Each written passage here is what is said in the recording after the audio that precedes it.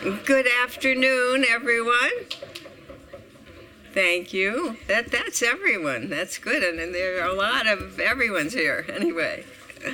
We started the semester with a lecture on Russian history dating back to the 16th century. And today we turn the page to Russia today.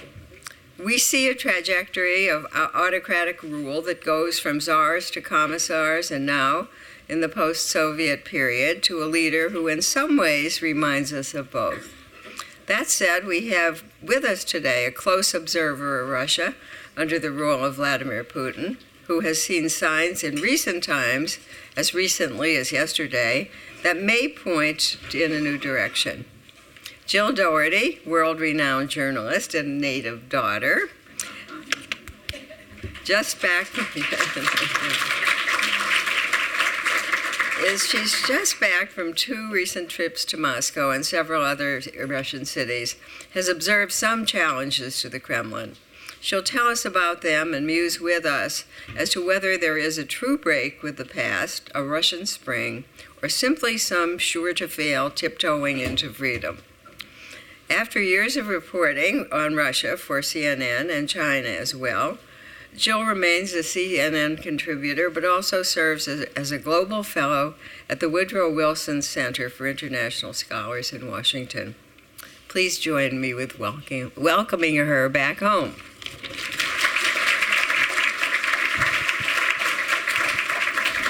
Hey, I just want to make sure. Can everybody, it's working? Yeah, it sounds like it's working, yes? Okay, great. Thank you, Sandra. I really appreciate that introduction. And indeed, I am a loyal daughter. In fact, I was thinking that yesterday was my mother's birthday. I mean, she would have been 95 yesterday if she were still with us. So I'm thinking of her, and I'm thinking of my father, Vince Dougherty, and people like Rory and Sandra, who have been, and so many people in this room I know, who've been contributors to the civic life of Scranton. And I think that's really what this conversation is about, you know? It's really coming together. I don't consider this a lecture. I really think it's a conversation. I will tell you some of my impressions. I am just back from Russia. 3 weeks ago, in fact, and I saw Vladimir Putin himself, and I can give you my impressions. And then also the subject that Sandra and I talked about months ago, which I think is apropos, and in fact, I'm doing work on this subject of, I'm calling it I'm now teaching at Georgetown University in Washington, and in addition to the Wilson Center.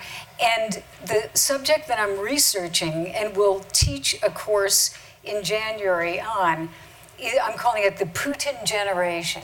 And these are young people who would have to be 20 and younger, who have known no other leader than Vladimir Putin, because of course he's been in power since the end of '99, the beginning of the election in 2000. And they're an interesting bunch. They're different. And that I'll get into that in this subject. So well, I do have some photos. We're having a little technical problem because, as you see, it's jumping a little bit. But I hope you can forgive that, and it, eventually will be straightened out. But I wanted to show you some of the pictures hot off the press from coming back from Russia.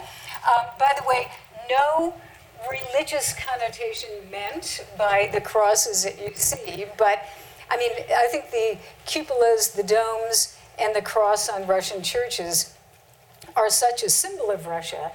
And of course, the Russian Orthodox Church, a subject that we might even talk about later in questions and answers, is not only a church religiously, but it is a political element in the life of Russia right now, a very important political element.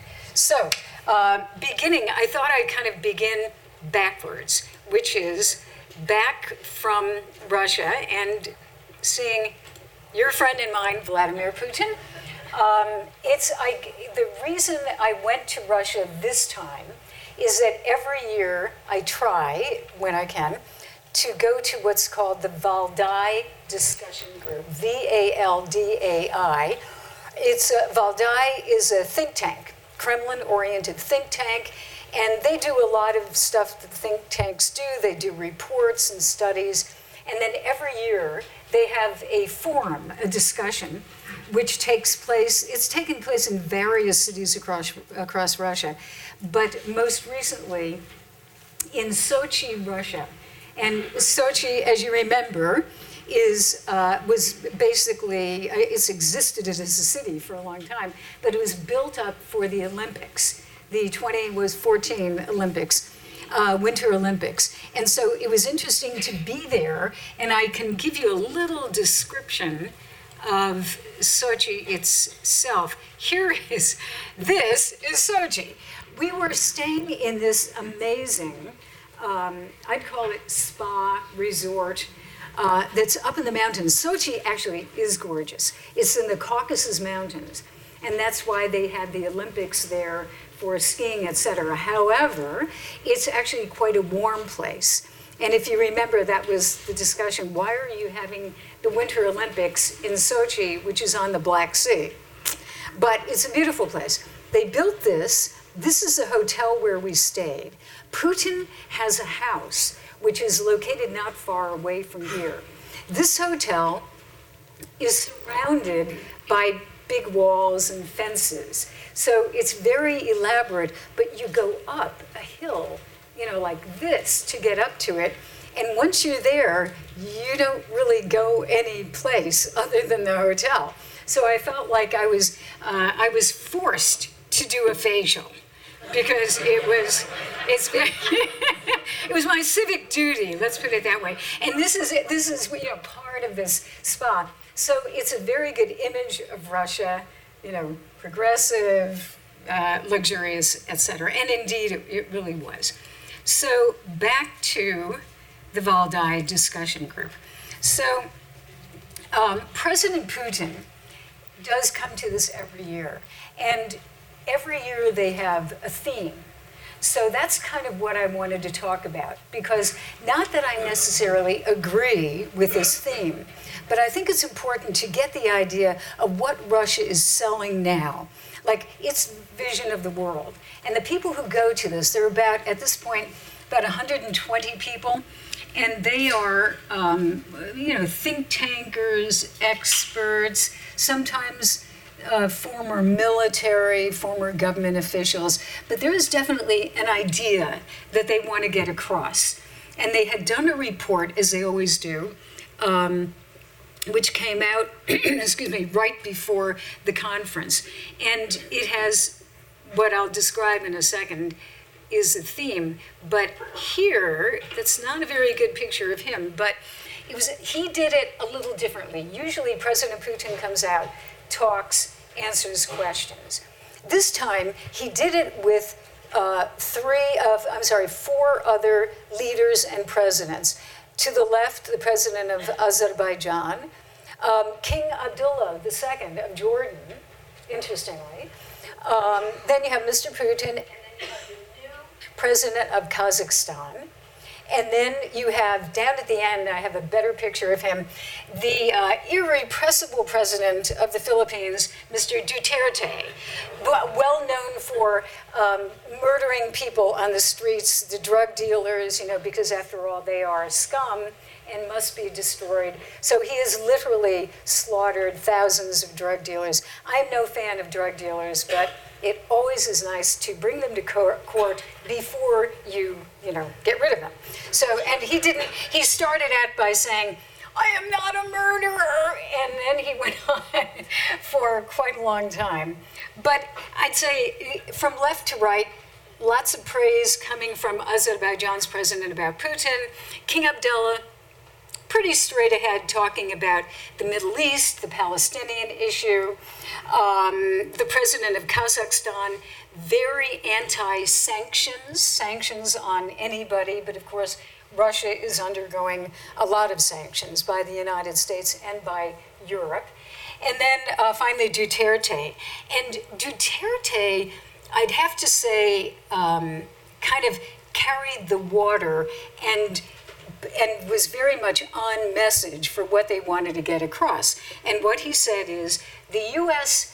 creates the norms, but breaks them. You know, the US tells the world what to do, but doesn't observe those norms itself. He also said, it's time that the United States is challenged. And that's also part of what I heard from many of the Russians there. And then finally, our issue, and this is a quote, our issue is not the current global order, but the actions of those who undermine that order. So this was really, I'd say, the ultimate theme, which is that it was called officially the dawn of the East and the world political order. And maybe I'll quickly kind of go through this, because this is what Russia is saying. As I said, there's Mr. Duterte. Several people said he was on medication, so he was a little feisty that day. And he was feisty, but there's President Putin. Oh, the next picture of President Putin, I wanted to catch his attention, so I had a big camera. And then he smiled. Let me see, I think I have the smile. There it is. I thought that was adorable. I truly did. I was very touched. But here we are. So now, there's another one. Let's leave it on that quizzical one. So, what are the themes? I'll kind of go through them because I made a list.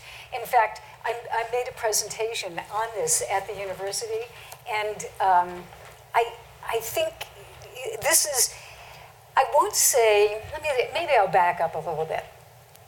At the end of the Soviet Union had a message. You know, communism will lead the way to workers of the world being freed from their bonds.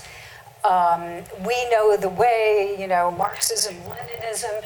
We will free people who are in countries that have been oppressed, etc. So the communists actually had a very well-oiled, and I'm going to use the word broadly, propaganda system. They were quite successful in developing countries. Africa, for instance, they had a lot of friends in Africa. And then, end of the Soviet Union, and where does that ideology go? There is no more ideology. Essentially, if there is an ideology that modern Russia has, it's making money.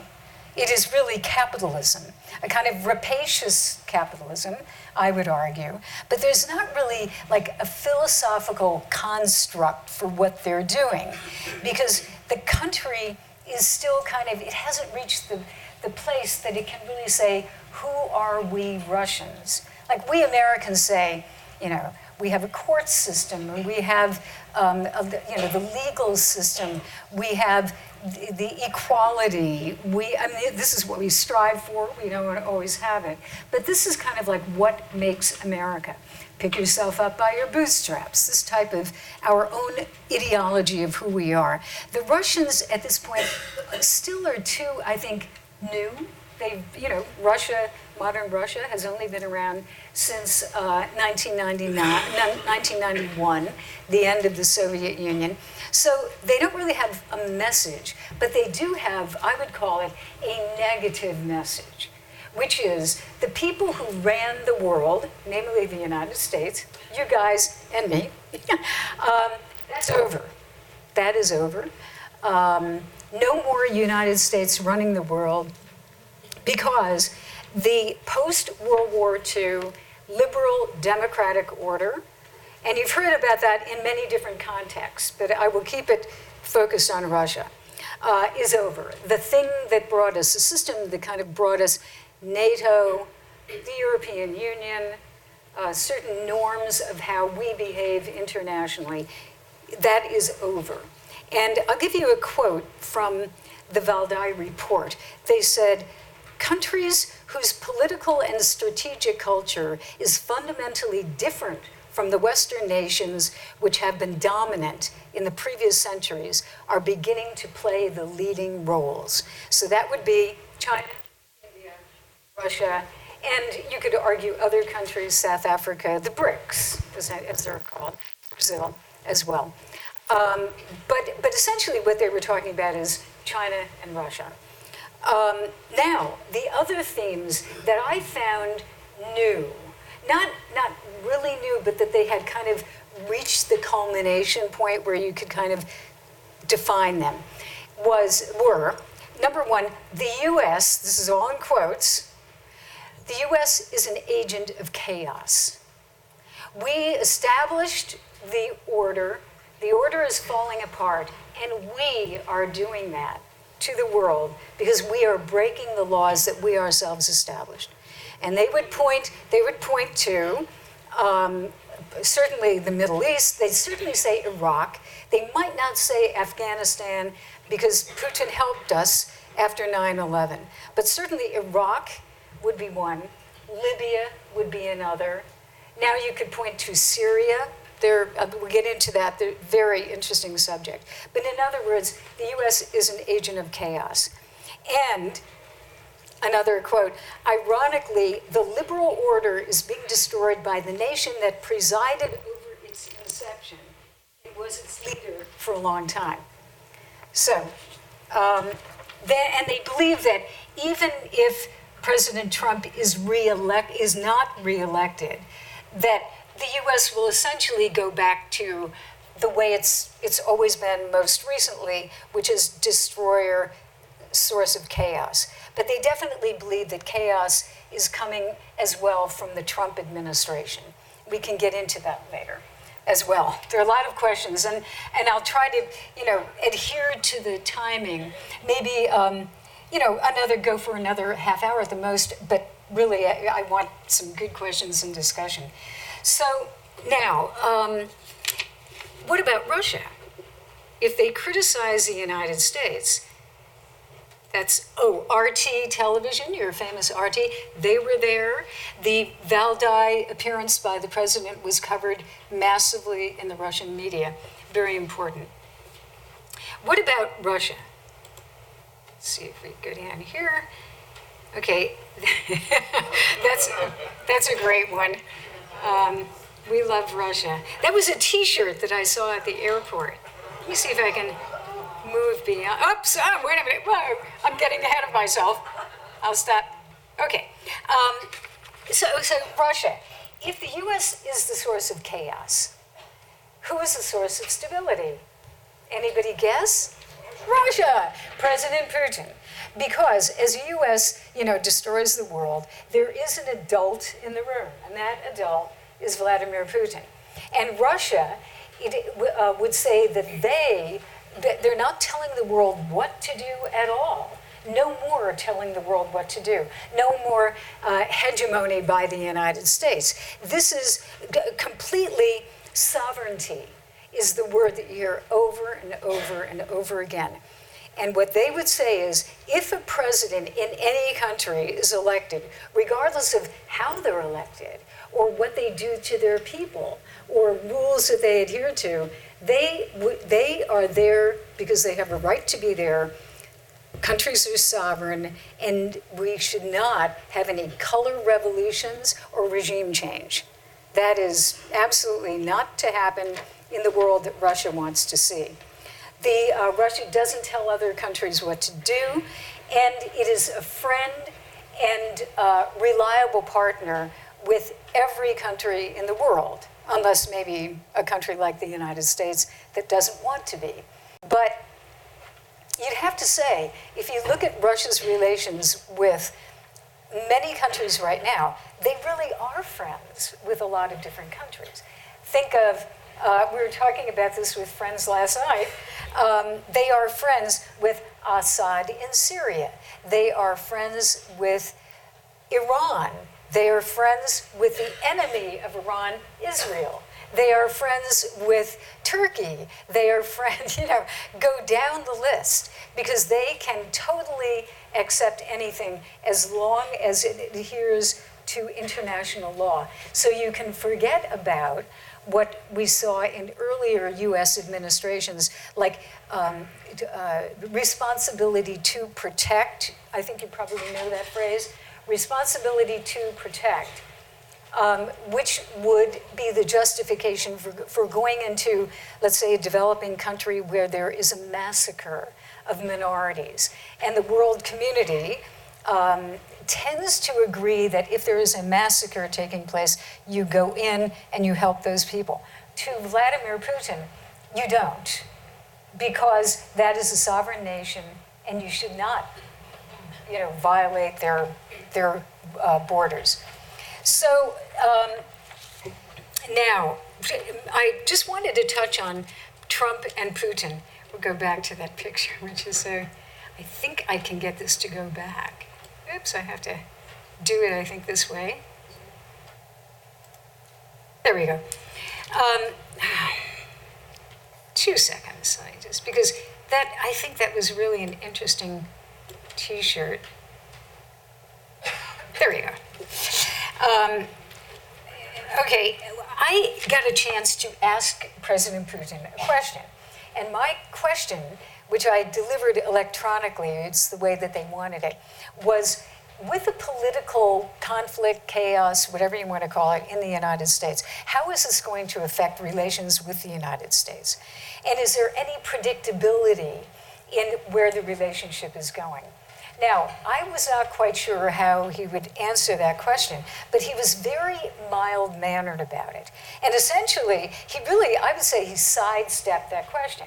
And he said, internal affair, the United States, internal affair. And then he actually said, life goes on. And then the last thing was, how can you not deal with a big country like the United States? So he sidestepped it. But don't forget that Duterte had already delivered, quite a strong anti-American message. And the entire conference was really that the time of the United States is over. So I don't think Putin really had to do that. And another reason he didn't have to jump into that, number one, politically, it would be touchy. Because obviously with allegations of interference in elections and everything else, he doesn't want to get involved in that. There's no political payoff for him. But he also, a technique that he uses a lot is he stirs up things, and then when it's stirred up enough, witness Ukraine, then he comes in and solves it. So he creates problems, and then he's the Mr. Solution. And I think in this case, he knows that this is a can of worms to talk about the election. So he didn't want to get into it, but he is the peacemaker. He's the guy who says, can't we all just get along? So interesting to watch this in action. By the way, I would say one thing about Putin. People watch him personally and physically because he had a relatively thin face, as a guy. And now the rumors are that he uses Botox and everything. So the people, especially like the Americans who are there, all going, what do you think? Did he get some work done? So it's fun to watch. I would say last year he looked kind of annoyed to be there. He was going to go and play a soccer game someplace. And so he wanted to leave. This year, he seemed much more, part of the conversation. And I think he was Mr. Statesman. That's the way I would very much describe him. So let me keep moving on here with slides. Sorry, this is a little slow. Keep going. I thought that was adorable. That was in a shopping center. Okay, so wrapping up on this, because I do want to get into the subject du jour, but I would say Russia is restoring the relations that it had during the Soviet Union. And that is all part of what Putin's purpose is. I do not personally describe this as rebuilding the Soviet Union, because the world is a different place. You cannot rebuild the Soviet Union. But what you can do is reestablish the contacts you had during the Cold War. They had very good relations with numerous countries in the Middle East and numerous countries in Africa. And right after we left Sochi, which literally is less than 3 weeks ago, they had, a week after that, they had a gigantic conference on Africa. And Putin came down. I think he had already been down there. They had 40 countries represented. They sold a bunch of weapons, and they had, very interesting planes and, military hardware outside. Security agreements with almost all of those countries, and a big push into Africa. And, I think that Africa is pretty much ignored right now in the United States. It is growing very rapidly. Economies are booming in several countries there, and Russia is getting in there. They're getting in there militarily because they obviously selling weapons is very important.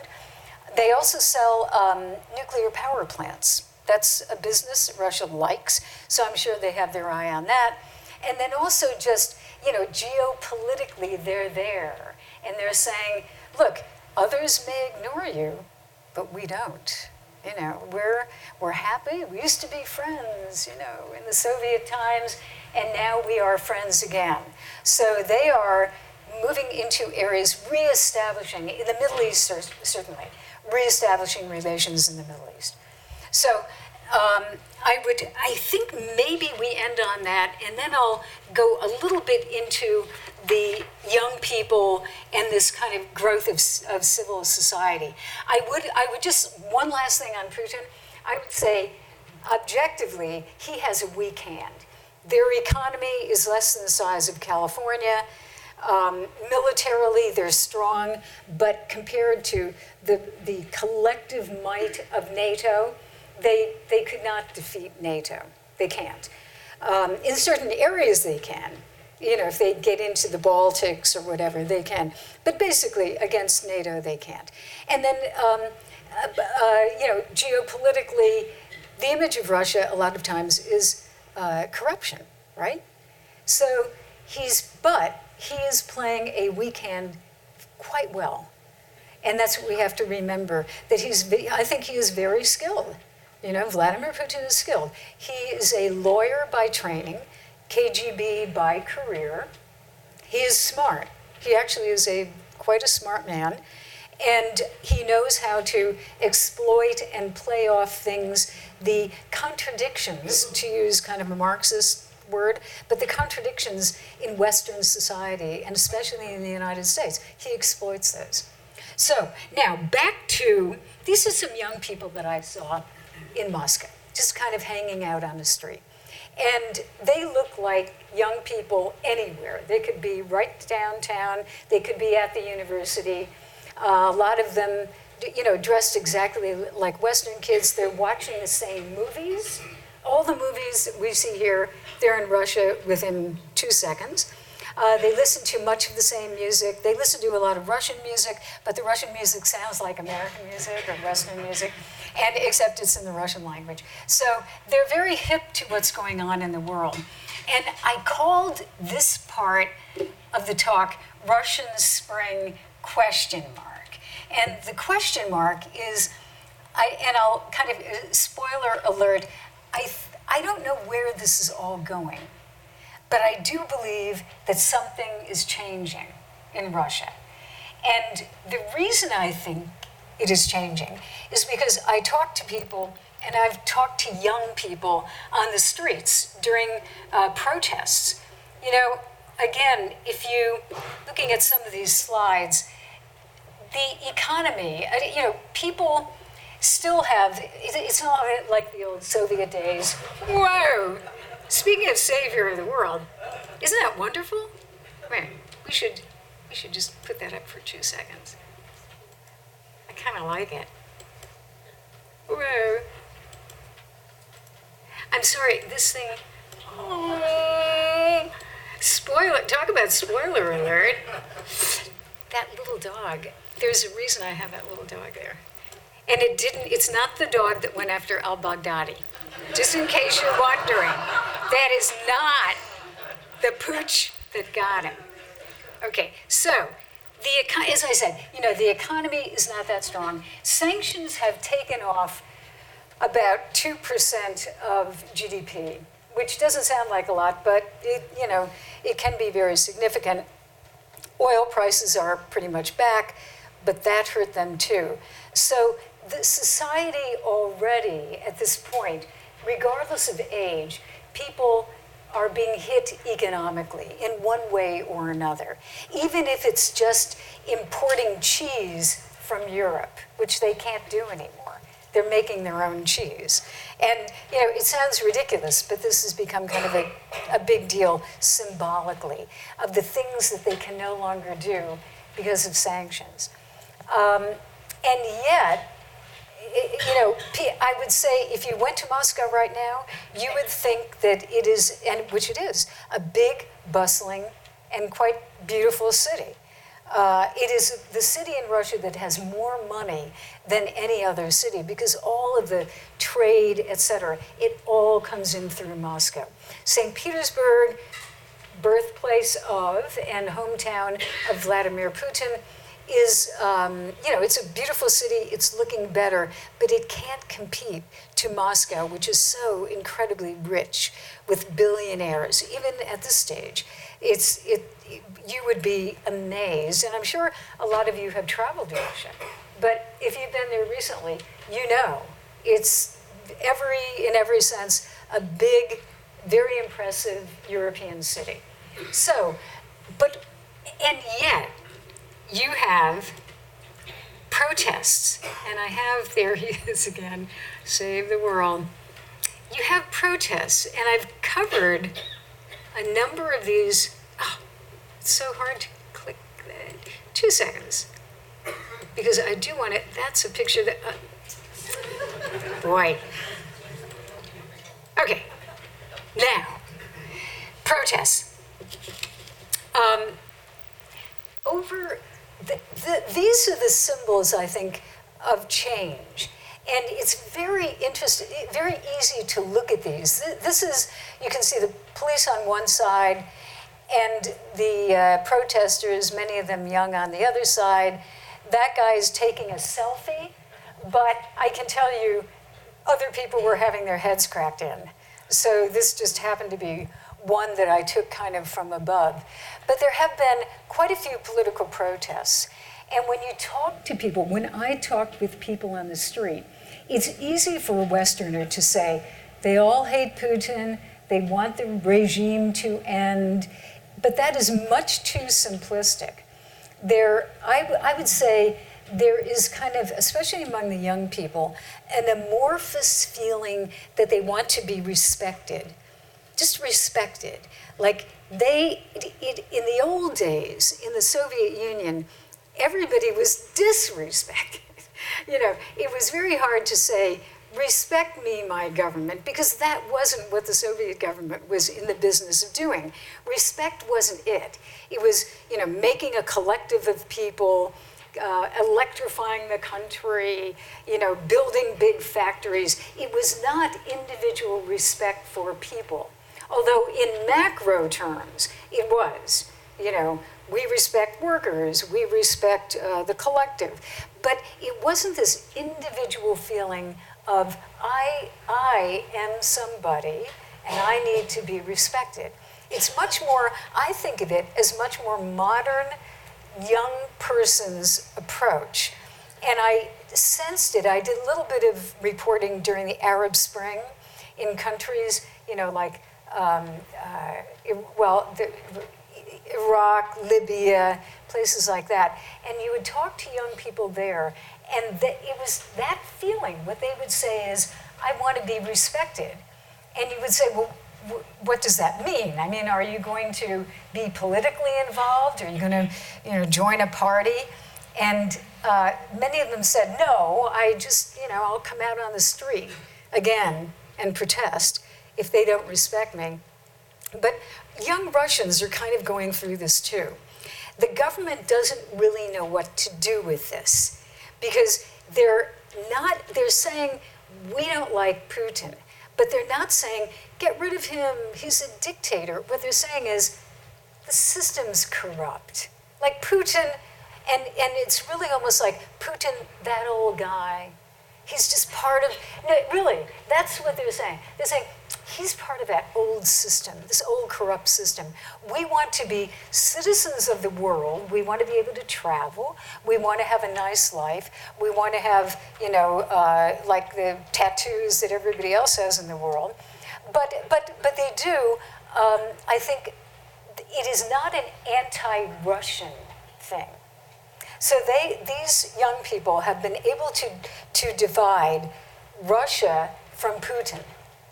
And I'll give you one of the most, I would say, meaningful experiences that I had covering one of these demonstrations. We were on the street. This is we, meaning there was a CNN crew. We have a camera. We're on the street, and we're taking pictures exactly, right down there. And I started thinking, we need a big wide shot. We need to get someplace up high. And I could see an apartment, and people were on a balcony right downtown. And I kind of waved to them, and I said, can we come up? And they said, yeah, come on up. So we kind of found the way to get into the building. It's crazy, with a whole lot of people. Get upstairs, and what it is these office, kind of collective offices where you can have coffee and you can rent space and do workspaces. And very much in the, American style, European style. So we go in there. The crew now has a great view, and they go over to a window, and they're taking pictures. And I went into another room, and there was nobody in that room, but I like to take pictures, so I was taking my own pictures. And all of a sudden, this kind of young guy who looks about 18 or 19 walks into the room, and since I have gray hair, he did not see me. I was invisible, of course. So anyway, he stands at the window, and I just kind of thought, I wonder what he's going to do, other than drinking coffee, because why isn't he on the street? And I don't know whether he had been or whether he wasn't, but this is what he did. He stood there, and at that moment on the street, the young people with their signs saying like, down with Putin, end of corruption, etc., they begin to sing the Russian national anthem, which amazed me because I thought that's not what I expected them to be singing. And this kid stands at the window and quietly sings along with them. So what did I draw from that? I drew that he's not anti-Russian. In fact, he's quite patriotic. But I also drew from it that he probably doesn't like Putin, and he probably doesn't like corruption, and he probably doesn't like a system that he feels is holding him back from being the type of person that he wants to be. I mean, that is what I got from that. So I do believe if you look at what has been happening recently, you can see this. And here is a list. Here are some of the things that have happened within just the past few months. So in May, in the city of Yekaterinburg, which is quite a big city, kind of farther south, there was a park. Speaking of the Russian Orthodox Church, there was a park that people really enjoyed. Russian Orthodox Church, along with, or we could say in cahoots with, the city fathers, decided that they were going to build a church. So they were going to destroy this park, and they were going to, just knock it down, do whatever, and they were going to build a church. And the local people said, over my dead body, that is our park. And so they started the citizens group, and they kept saying, we're not opposed to churches, but not in my backyard. That's not fair. This is a park that I really enjoy. So they started this protest, and they had 2,000 people at one point protesting this. They created a human chain. And they eventually, I think they have resolved it. They're not, as far as I know, they are not going to build that church there. But they use social media, the whole thing, just over a church, which is kind of interesting. Then, last year, you had this city, it's really far away, very, very far north, Arkhangelsk, which, you know how far that is. The end of the line, at a railroad line, in fact, the government wanted to build a garbage dump. And this would be a massive dump, kind of the way we put nuclear material. Are you starting a protest, sir? So, well, so kind of the way we put out like in Nevada or someplace that, really far away. I'm sorry? Or Dunmore? Not, well, okay. Have you protested, So, okay, all right. So anyway, these people got together, and they were very worried because this was not just a little dump. This was a massive, all sorts of crapola from the rest of Russia that was going to be shipped up there and buried, and they were very worried. So they had protests. They were going to, by the way, 13,000 acres. 13,000 acres. And for Moscow's garbage, which is 700 miles away. So you can understand why they were kind of perturbed by this. So they had a big demonstration. Then March of this year, 2018, very similar. Outside of Moscow, not too far, another dump.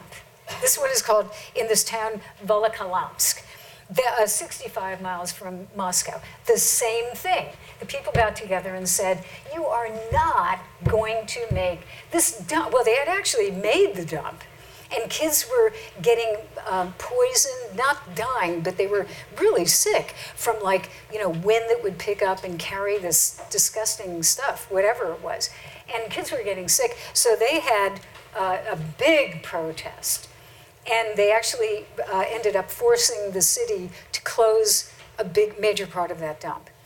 Then, just a couple more, but it's all over Russia. July.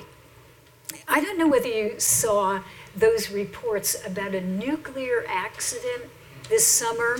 Do you remember that? Okay, the jury is still out, but there was a weird case where they were trying to pick up, as far as I understand, a missile that had nuclear material, and they dropped it or something, and then there was an explosion, and then 5 people died, and 3 or 2 of them, I think, were exposed to radiation, and they died from radiation, which reminds me of Chernobyl, and I'm sure it reminds you.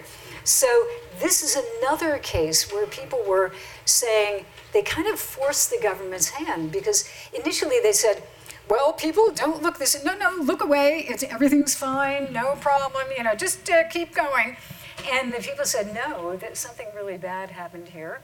And they were forced to admit, eventually, that this was a nuclear accident. Now, not a major one, but significant. And then I would say one of the main things that, to me, was incredible. There was a journalist, and perhaps you have heard of him, Ivan Golunov, and he was an investigative journalist doing stories that really angered some of the big wigs around Moscow and in Russia. And he was arrested.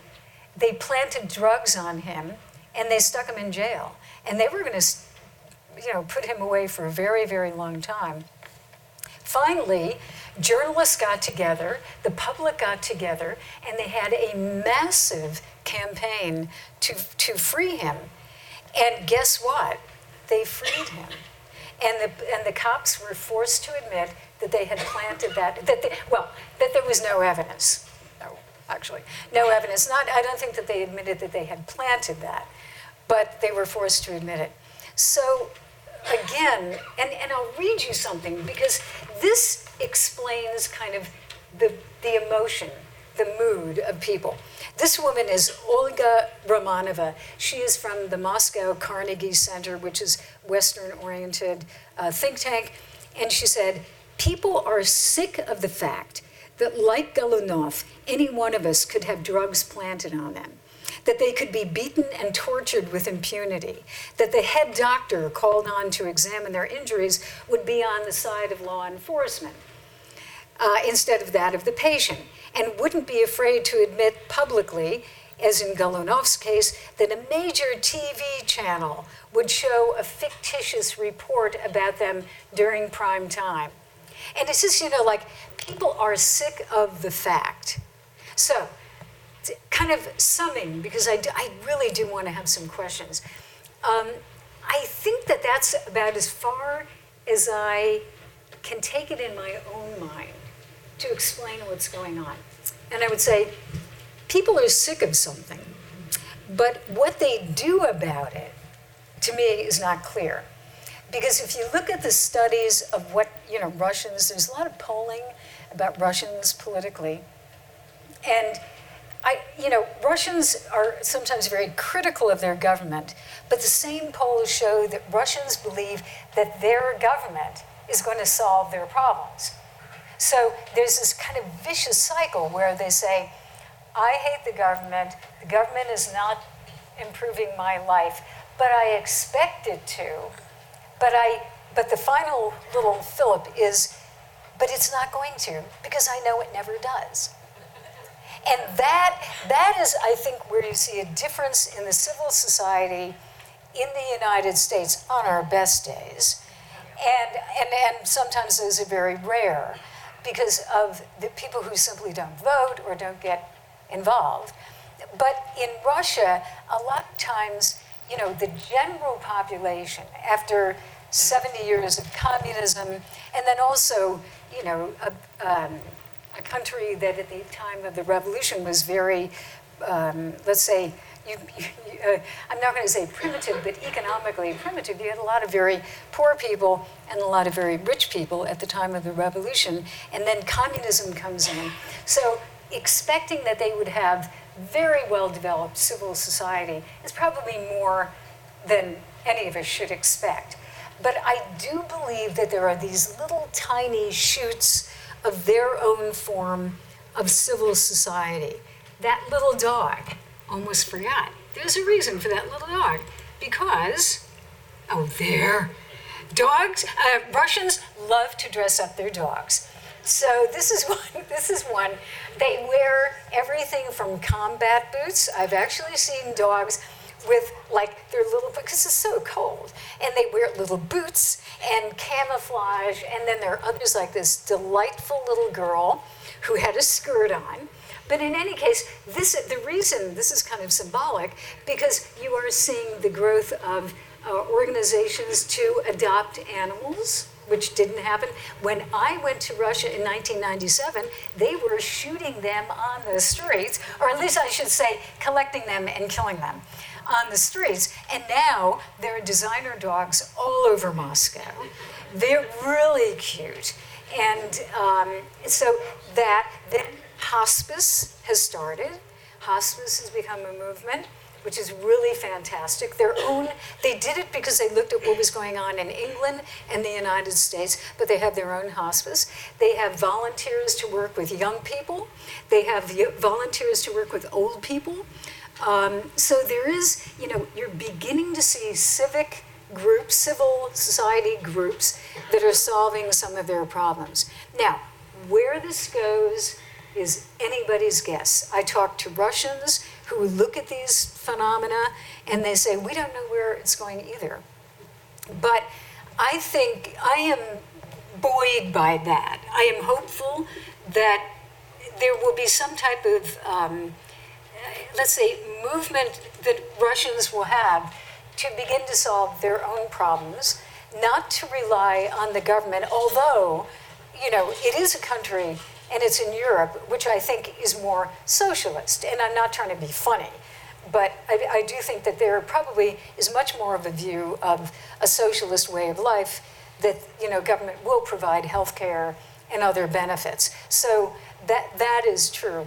But I do think that they are, at least in the big cities, among educated people and among some very brave people in the provinces, they're beginning to solve their own problems. And that is what gives me hope, because the debate always was, can they genetically do democracy? Can they, can Russians actually, solve their own problems and create and build their own institutions? I think ultimately they can, but they may not be our version quite of democracy. But why would you expect them to be our version of democracy? But in my book, as long as they don't have the repressive government that I remember from the bad old Soviet days, I would be very happy to see something like that. So I think maybe I'll close on that and love to have questions from you. And I know we have a microphone, and Allison is going to help us to find people. And let's start with this lady right here. Thank you.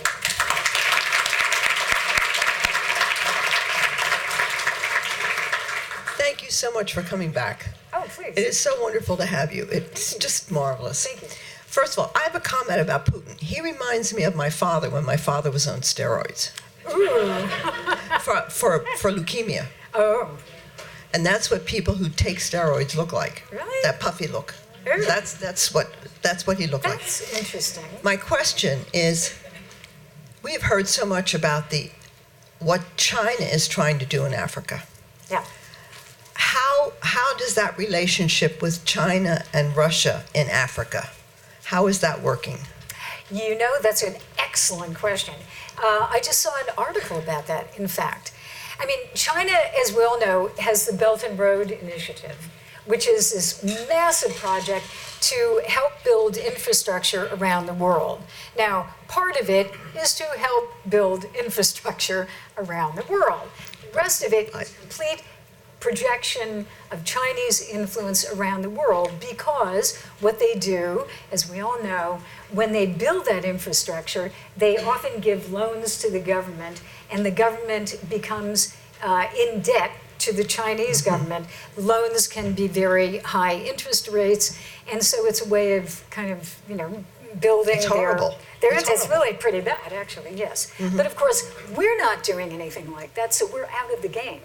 This is one of the things. We are out of the game in a lot of different areas in the world, and the Chinese and the Russians are more than happy, especially the Chinese, to fill in the blank. And Syria. Is there a conflict between the two of them over Africa? At this point, the message that you'd get from Russia, and I think objectively, is we are partners with the Chinese. The Russians know that the Chinese could eat their lunch economically and almost every other way right now, let alone 5 years or 10 years from now. But the Chinese are sophisticated and subtle enough not to rub it in.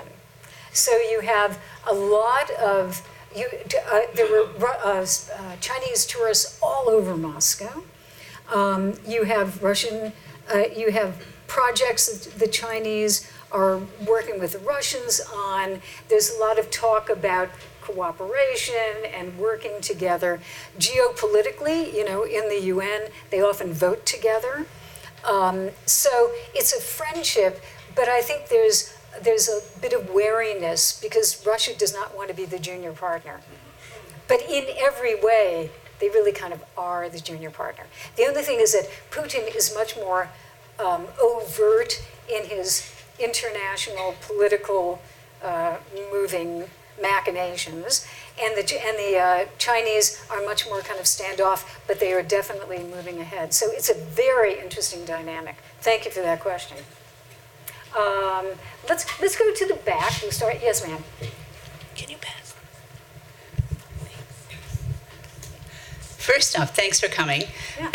and thank you for giving me some semblance of hope that that there is a generation in Moscow or in Russia that's seeing things a little differently, perhaps than the government does. To that end, do you have any idea of the focus of their education system? I know in many countries it's geared toward positive propaganda to support your government. I would argue that we do that here too, to a degree. But we also promote a lot of free thinking, and I'm wondering, with these young people who are now protesting, how does their education affect them? Does it? Or does the government still really control what they learn and try to control how they think? Another great question. I don't think that it's definitely not like the old Soviet days. There's much more of a push to get really good education. Their education always has been quite good. They're concentrating on STEM a lot more, science and technology. You are right that the textbooks are changing history, we could say whitewashing some of the history, Stalin being a good example. The role of Russia in World War II is very, very big.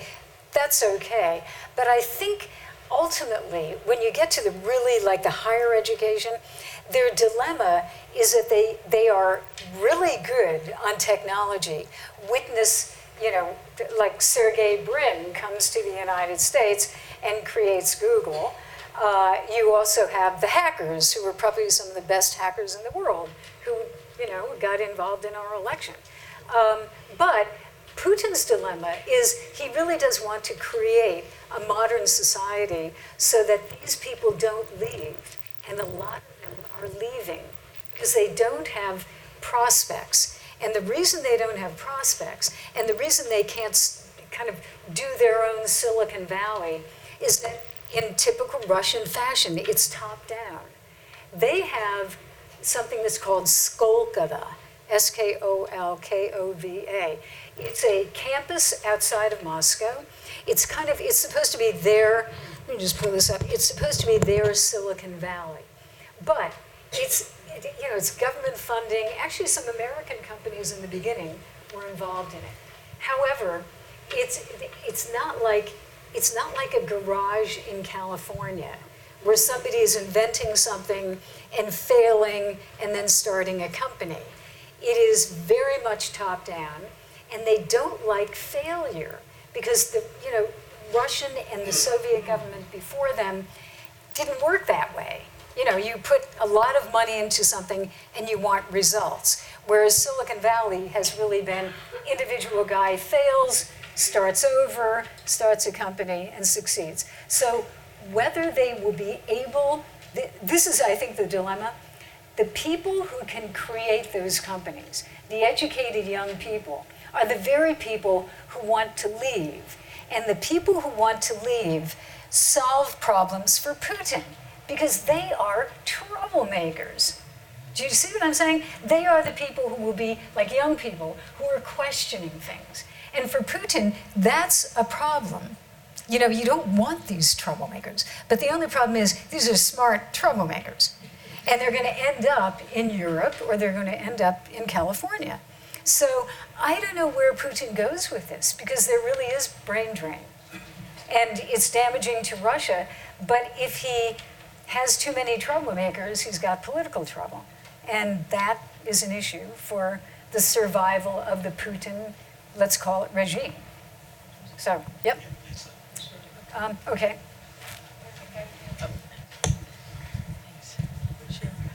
Oh, we'll come back to you. Okay, just a quick question. My last trip to Russia, I think, was about 2007, and I noticed the drunk mobiles, picking people up off the street. And I read an article recently saying that alcoholism has been considerably reduced because Putin has put a tax on alcohol. And I remember when Gorbachev did that, it didn't work at all. And they also said the lifespan of Russian men has increased considerably, and that thanks to drug addiction in the United States, they were ahead of us now in male lifespan. Number one, is that true? And number two, is there any kind of a serious problem with opioids or any kind of drugs in Russia? Ooh, wow, good questions.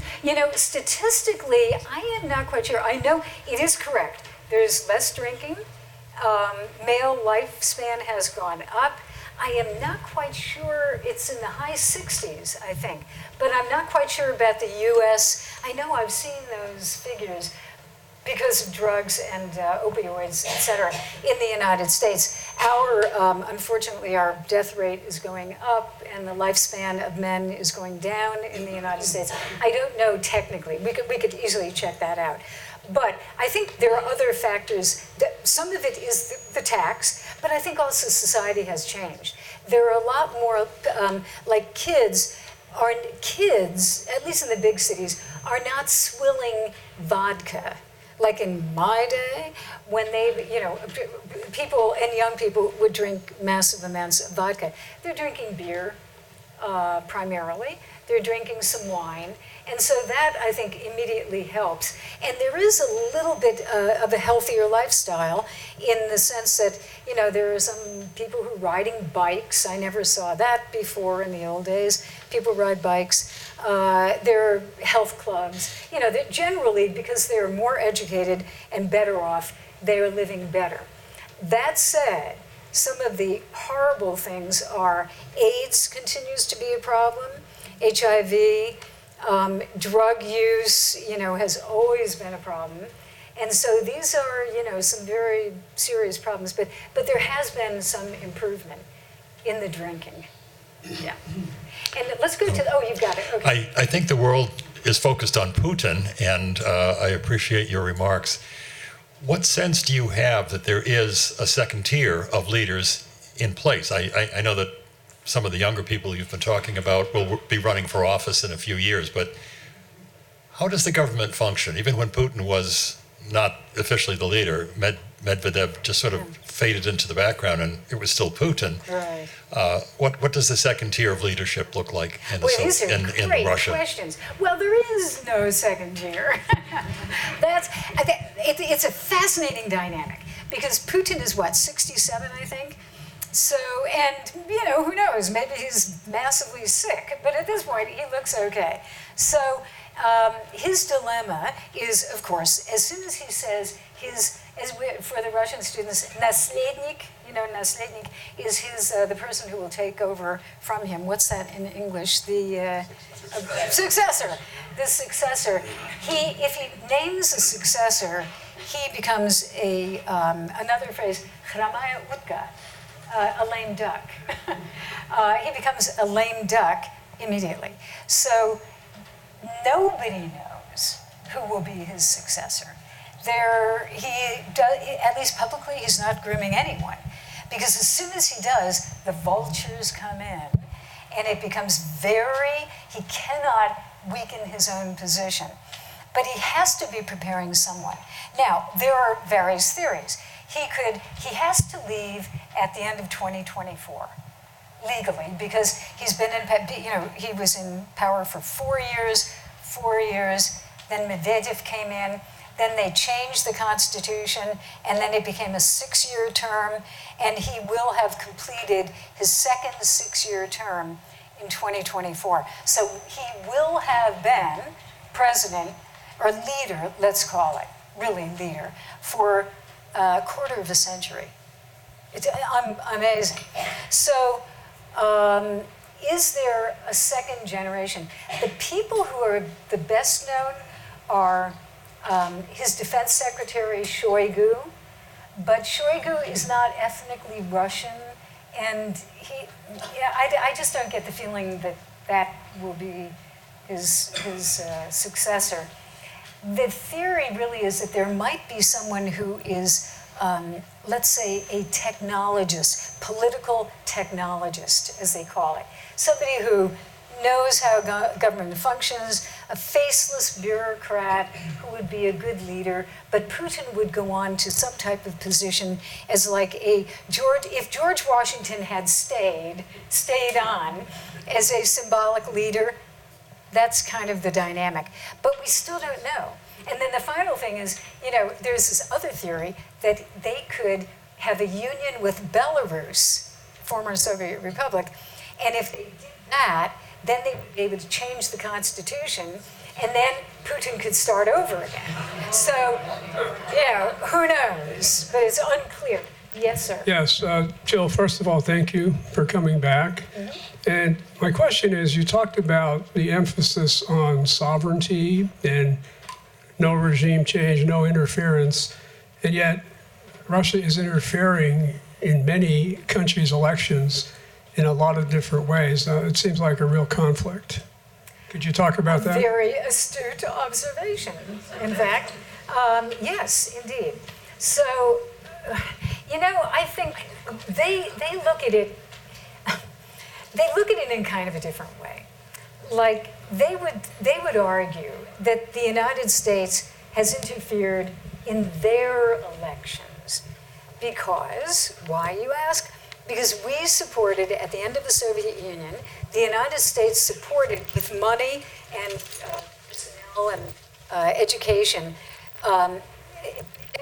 voter registration people, people who were observers of votes, civic engagement, things like that, that were paid for by the United States. They would argue that that created organizations, a threat to the Russian government, and tried to undermine the government and Putin. So they would say, you did it to us. And then what they do, they just feel, I hate to tell you this, it's really true, they feel, and I'm not exaggerating, that they're pretty much at war. And it is not a shooting war, but they do believe that we are engaged, the United States and Russia are now engaged in a conflict, which is essentially geopolitical. Could turn into a shooting war. Nobody would want that, but could. But at this point, all is fair in love and war. And if the United States is going to interfere in their affairs, then they will do something back. But it also is what they have always done. Under the Soviets, there was interference in elections, and the United States actually, in some cases, helped in other countries. You know, just think of Iran, where we had some activity in the 1950s and 60s. But they would just argue that this is what they do. It's part, I think it is part of their understanding that economically and militarily, they're not as strong. So you have to use everything in your quiver. And everything in your quiver includes propaganda and mixing it up and undermining the other guy. And they have undermined, there is no question that they undermined and influenced and interfered in the elections, and not just in 2016, although 2016, by that time, you had the internet at its height, you know, social media at their height, which hadn't existed before in the same way, quite, and they will do it again. They're already doing it in 2020. But it will be a variety of ways. It could be social media, it could be military intelligence, the GRU, actually helping to steal documents, which happened in 2016, through WikiLeaks. It can be a variety of things. It's not just one way of interfering. Yes. Yep, Oh, thanks good. for I'm coming sorry, today. yes. Could you comment on your impression of the Trump-Putin relationship? Like just what that's about? Wow. You know, it's a very serious question. I think, boy, there's so many ways you could look at that. But, Trump was involved as a business person with his hotels in trying to build a hotel in Moscow in the 80s. So he has been to Russia several times. His family has been to Russia several times. He my question would be, why didn't he succeed in building a hotel whenever he did? That seriously is my question. But he wanted to build a hotel. So there's the financial connection. Now, there's also the fact that you had Russians, the oligarchs and rich people, who in the, after the fall of the Soviet Union, the beginning of Russia, wanted to put their money someplace where it was safe, so they began investing in the United States. And that's where you get the wave. I actually had an apartment in Florida, and I would see these buildings where Russians would come. You could usually tell because the guys had shaved heads and leather jackets, and the women had, their legs were like this, and they were dressed in expensive clothes. And they would come, seriously, with cash, and they would buy multi-million-dollar apartments. Trump had, real estate, so you had some investment by the Russians. So there's been, like a business relationship. I do believe that President Trump is very attracted by strong, masculine, macho leaders. He thinks of himself as a strong, macho leader. No, I'm just saying, I am not making a judgment call. I am just saying that he thinks of himself that way.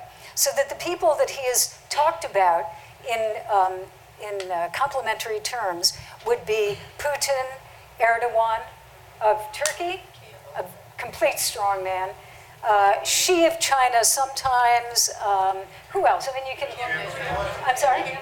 Kim, Kim. Well, he's playing games with Kim. He thinks he is, but Kim is playing games with him too. But I do think that there is a certain attraction that he has that, democracy is messy and it takes a long time. And if you're a businessman, you don't have to worry about people voting on your decisions. You just do them. And I think that he approaches the government, this is my personal opinion, I think he approaches government in much that way. What is all this, slowing me down from doing what I want to do? And so I would believe that those are some of the factors. There are many others. There are many ways we could answer this question. But those are two that I really do believe are important and kind of basic to his understanding. One more back there. Am I allowed two questions? Just one, please, because we are running. We have to finish. Okay, well, you mentioned how Russia tries to make friends with everybody. Does this include Ukraine? That is a joke, right? No, look, Ukraine, number one, Putin does not consider it a country. He really, Ukraine used to be part of the Soviet Union, and President Putin has literally said that it's not really a country. And I think he's not stupid, he knows it's a country. But he thinks of it as something that is kind of in the process of being formed as a country. And in his view, the big countries decide things in the world. United States, China, Russia, and the little countries, like Ukraine isn't that little, but in his mind it is, and little countries like the Baltics, they have to follow what the big guys say. And I would just put a footnote and I'd say, watch this space because other people have that same approach. And that is not, in my book, what the United States believes. There's a reason that the United States believed in the Baltics for all those years. And there is a reason that we still support Ukraine.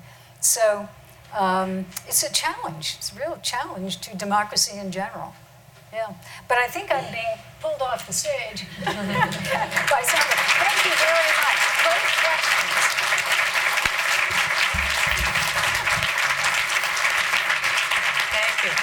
Thank you. And I really pulled you off because I know that you have to leave. And but because we have so many more questions and you have so much more wisdom, I hope that we have you back very soon. Happy to. Thank you.